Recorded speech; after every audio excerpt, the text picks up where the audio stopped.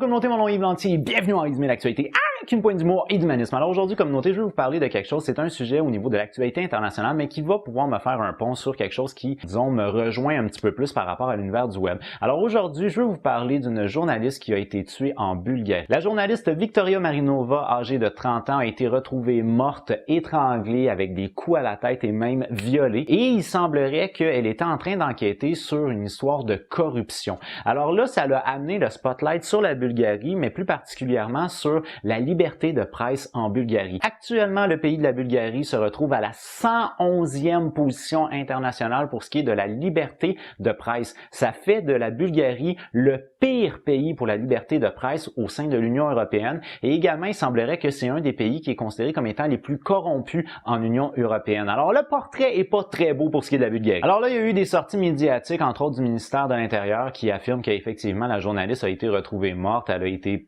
tout porte à croire qu'elle a été tuée, qu'il y a des ADN qui ont été retrouvés, donc on devrait retrouver assez rapidement le meurtrier. Et là, la police locale, elle dit qu'il n'y a rien pour l'instant qui amène à l'idée qu'il y aurait un lien entre un meurtre et sa profession de journaliste. Alors que pourtant, il semblerait qu'il est fort possible, selon l'Association de journalistes de Bulgarie, qu'elle ait été victime d'intimidation, de violence et même peut-être de ce meurtre-là. Alors, il semblerait que c'est commun en Bulgarie, selon l'Association des journalistes bulgares, que c'est commun en Bulgarie que les journalistes sont victimes d'intimidation de la part de différentes factions, que ce soit les criminels qui font la corruption ou même les cliques de politiciens. Alors, il semblerait que c'est un fléau qui est très commun. Et c'est ce qui m'amène, moi, par rapport à la démocratisation des médias. Alors, depuis plusieurs années, il y a ce qu'on appelle la démocratisation des médias. En gros, c'est monsieur et madame tout le monde, comme moi, qui est capable de produire du contenu web assez rapidement et facilement. Donc, on s'improvise soi-même média. Et moi, ce que j'observe sur le web, c'est qu'il y a énormément de gens qui vont vous dire que tous les journalistes vous mentent, tous les médias vous mentent, tous les politiciens vous mentent. Et là, sur ce point-là, moi, je dois vous avouer que j'adhère beaucoup à la position de Christian Page, qui est un journaliste ici au Québec, qui a fait, entre autres, les enquêtes du paranormal. Et lui, ce qu'il dit, c'est qu'une des faiblesses des théories du complot, c'est que ça présuppose beaucoup trop de gens qui seraient homogènes, finalement, qui seraient tous d'accord et qui agiraient tous dans la même direction. Alors, c'est très, très peu probable. Et quand je vois des histoires comme ici, celle de Madame Marinova, je trouve ça vraiment très dommage. Je trouve ça même à la limite triste parce qu'effectivement, les journalistes s'exposent régulièrement à de l'intimidation, régulièrement à des possibilités de représailles. Je pense entre autres à des journalistes, là, des tentatives de meurtre quand ils enquêtaient sur les motards ici au Québec.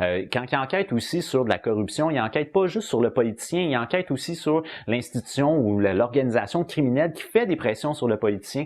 Puis c'est ce qui fait que, au travers de la démocratisation des médias, il y a de plus en plus de gens qui deviennent de plus en plus influents, qui vont détruire ou qui vont essayer de démolir la crédibilité des journalistes. Et je trouve ça dommage parce que c'est beaucoup plus difficile de construire une crédibilité au niveau social que de déconstruire une crédibilité au niveau social. Puis quand que je vois qu'il y a des journalistes qui peut-être ont même payé de leur vie par rapport à leurs enquêtes, je trouve ça plate qu'il y ait autant de gens qui disent que tous les journalistes vous mentent parce qu'ils se placent dans des positions de représailles fortes possible. Et ça, je pense qu'il faut saluer le travail des journalistes et des médias. Sur la communauté, pour moi, c'est déjà tout. Je vous remercie immensément d'avoir regardé ma vidéo. Si vous l'avez aimé, n'oubliez pas de donner un petit j'aime. Si vous l'avez vraiment aimé, bien entendu, vous pouvez la partager. Moi, je vous donne rendez-vous sur ma prochaine vidéo, mais d'ici là, je vous dis, j'ai déjà hâte de vous voir. Ah bah ouais! Bye bye!